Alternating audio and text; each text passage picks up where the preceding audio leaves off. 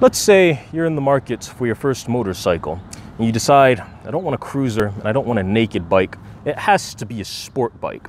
And you don't want a 300cc because it's not powerful enough, but you don't want to take your steps up to 600 or 650 because you think it might have too much power, and it might be a bit intimidating. Kawasaki might have the answer for you. Ladies and gentlemen, say hello to the 2019 Kawasaki Ninja 400. Kawasaki Heavy Industries has been building motorcycles since the early 1960s. The Ninja nameplate can be traced back to 1984, with the introduction of the Kawasaki GPZ 900R, the very first Kawasaki to bear the mark of the Ninja. Decades later, the Ninja is still lurking in the shadows looking for its next victim in both 4- and 2-cylinder variants. Enter the Ninja 400. Debuting worldwide in 2018, this bike packs a 399cc double overhead cam liquid-cooled parallel twin, delivering a smooth 44 horsepower at a Vegeta triggering 9,500 RPMs and a feather-light 28 foot-pounds of torque at a staggering 8,000 RPMs. It should be noted that the engine utilizes a wet sump lubrication system. Power is sent to the rear wheel through a 6-speed sequential gearbox driving a simple chain. This engine also utilizes direct fuel injection, with 32mm throttle bodies, which means that you don't have to stress over the nuances of a carburetor. Both front and rear brake setups are comprised of a single disc housed by a 2-piston caliper, with the front rotor coming in at 310mm and the rear coming in at 220mm. Kawasaki claims a wet weight of 370 pounds, which is pretty easy to believe considering the bike's relatively compact stature. The wheelbase, for instance, comes in at 53.9 inches, with the actual length at 78.3 inches. Finally, it has a seat height of 30.9 inches, which is good for those with shorter inseams. The Ninja 400 exists with a single purpose in mind: to give beginner riders a motorcycle that is not intimidating nor severely underpowered.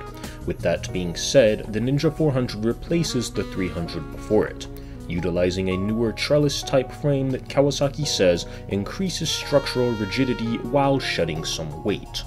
So, with all of that information in mind, I figured it was time to ask the owner some questions, and get a feel for his opinion on the bike before I decided to take it for a test ride. Now, this is my good friend Shaun. Shaun, how are you doing? Doing alright, bro. Good to see you. Good to see you too. Real excited about having this bike on the channel. It is the first sport bike that we have featured. Now, a couple of questions. The first question is this your first bike? Yes, it is. And the other question is, what kind of made you buy the Kawasaki Ninja 400 as opposed to, say, like a CBR 300 or a Yamaha R3, for example? So, I've always been a fan of the Kawasaki Ninjas, Okay. Even growing up, watching Biker Boys, just always been a fan of the Ninjas. So, okay. That's why. Now, like, one of the things I'm really curious about is the kind of like seating position. Like, you're a tall guy. Is this bike comfortable for you, yes or no, and why? Oh yeah, very comfortable. I feel low sometimes, but I'll even sit on the back pillion, just for kicks. But yeah, versatility, all that, I'm very comfortable. Okay. Now, what do you like about riding this bike? What does it do for you? Man, makes me feel good.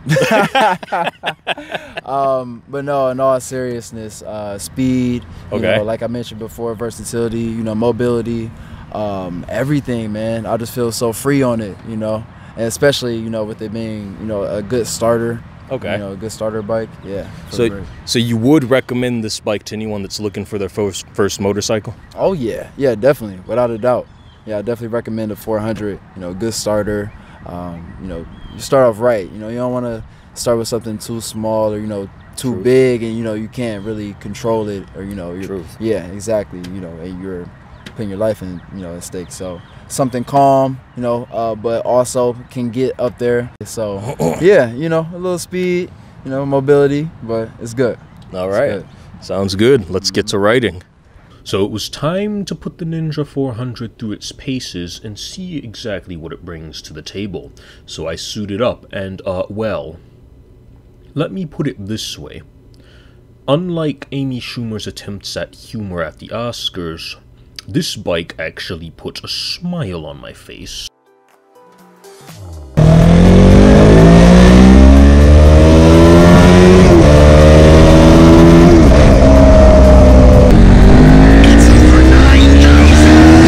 If it's not obvious by this point, then allow me to enlighten you. The time spent on this bike unleashed a grin on my face wider than a grin from Monkey D. Luffy. And speaking of the goofy pirate, the Ninja 400 doesn't require you to have inherited his power of elasticity to comfortably enjoy its ergonomics. Being around 5'11", I found that the bike was quite easy for me to flat foot at lights, and I didn't feel as though I were reenacting a failed balancing attempt in an old school Tomb Raider game. The 30.9-inch seat height melds well with 5.5 inches of ground clearance, and with the bike weighing only 370 pounds soaking wet, standstills and stoplights are not a problem. However, you must keep in mind that the Ninja is and always has been a sport bike, and because of its sport bike DNA, the foot pegs are mounted with a slightly rearward bias, which may be a potential turnoff to some beginner riders. I personally did not mind because of the type of bike that it is. That being said, it's not the type of bike that I'd want to take on a long distance ride. Because of the slightly rearward pegs, you are forced into a slightly forward riding position. Something to keep in mind if you have a back like Buddy McGuire. With that being said, this bike was an absolute joy to ride. The 399cc parallel twin screams up to its 12,200 RPM rev limit faster than Barry Allen attempting to enter the Speed Force, and thanks to the 6-speed gearbox, it means that staying in the power band is about as easy as playing through the opening tutorial in Cuphead. This bike wants to be revved out, and it does it well. Couple that with the fact that the power band is usable without putting you in danger of obtaining 5 stars, and you'll find yourself enjoying the engine quite a bit. Upshifts are snappy and the shifter doesn't require the strength of Hercules to change gears, and because the bike is equipped with trickle-down MotoGP tech in the form of a slipper clutch, it means that downshifts and braking won't create excessive rear-wheel hopping and engine over-rev.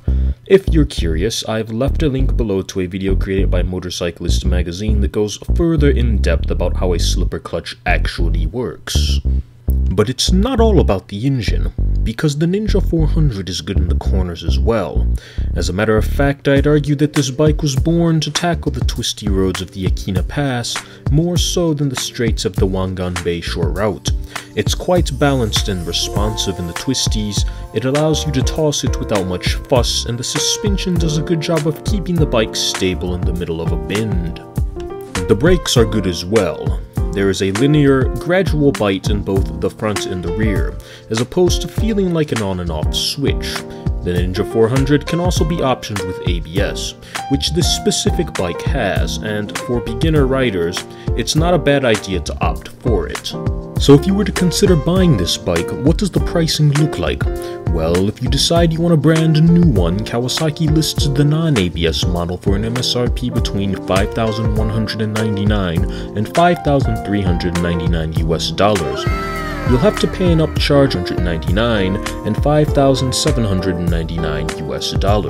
Wow. For comparison, a brand new Yamaha R3 will run you $5,299 US, and that includes ABS.